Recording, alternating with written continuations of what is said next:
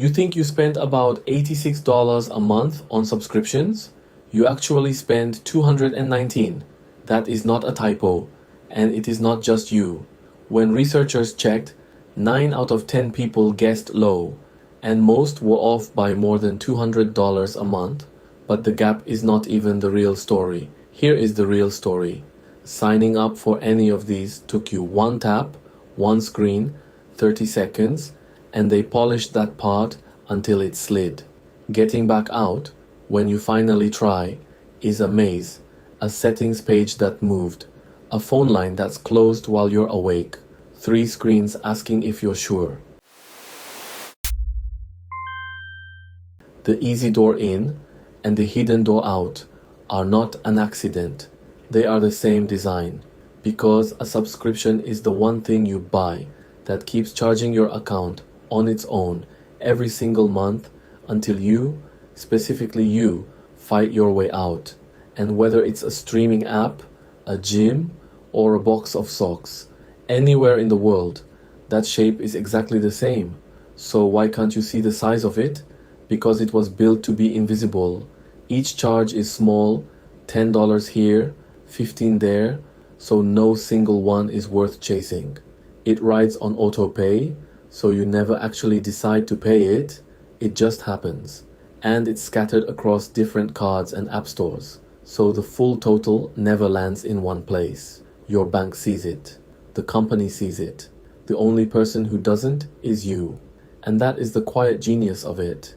When you buy a coffee, the sale ends. A subscription never ends on its own. It just keeps reaching into your account and waiting to see if you notice. Not paying attention this month isn't neutral. Silence counts as a yes. The industry even has a name for it. A negative option. You didn't choose to pay this month, you just failed to cancel. Now, look at what they do with that asymmetry, because this is where it turns from sloppy into strategy. One tap to start, but to leave, you have to want it badly enough to hunt. And right at the moment you're canceling, they offer you half off to stay, which tells you everything. They had margin to give you a better deal the whole time. They just waited until you were walking out to offer it. The easier the way in, and the harder the way out, the more months of you they keep collecting after you have already stopped caring. And it works, because they can measure it. When researchers looked, 42% of people admitted they were paying for a subscription they had completely forgotten they had. Nearly half of all subscriptions keep billing past the last time the person ever opened the thing. Put together, subscriptions people no longer use pull an estimated $28 billion a year out of accounts that would cancel in a heartbeat if the thought ever surfaced. The purest version of the whole game is the free trial. 7 days free, they say. Just leave your card. They are not betting you'll fall in love with it. They are betting you'll get busy. The reminder to cancel is the one message they will never send, because reminding you is the only thing that would cost them the sale. Now, to be fair, because precision is the only thing this channel sells, a subscription can be a completely honest deal. You pay a little, you use the thing, everyone's happy. None of this is illegal, and none of it is hidden. The charge sits right there on your statement. The problem was never that it's a secret. The problem is the maze. And a few months ago, that maze was about to be torn down, because regulators had actually written the fix, and it was almost too simple to argue with. It was called the click to cancel rule, and it said this: if a company lets you sign up in one click, it has to let you cancel in one click. It was finished. It had a date. It was 6 days from becoming the law, and then a court deleted it. Not because anyone stood up and argued that canceling should be hard, nobody did, but because the agency had missed one required paperwork step while writing the rule. One missing report, and the entire thing was struck down 6 days before it would have set you free. So the one door they promised to build, the easy way out, is gone, and the maze is still standing, exactly where it always was. And here is who the maze catches.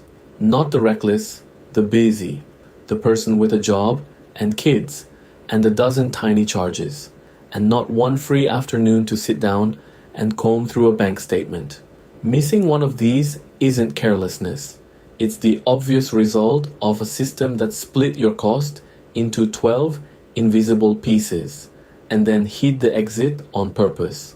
Build a machine that pays out when people lose track, and it will always take the most from the people with the most to keep track of. So look at the real shape of it. One tap to get in, deliberately. A maze to get out, deliberately. That is not bad design. That is the design. A subscription is the one purchase where the best thing that can happen to the company is that you quietly stop watching and keep paying. So that little line on your statement, the one you keep meaning to deal with next month, is doing precisely what it was engineered to do. Not stolen, not illegal, just a monthly withdrawal through a door they built wide open and an exit they made you search for. That is who gets your money. There's one more of these every week, and if it's worth your time, subscribe. And yes, we hear it. The irony of asking, ours takes one click to leave, because there's something else they sell you in the 10 seconds before you pay, built on a fear that almost never comes true, and the store makes more on it than on the thing you walked in to buy.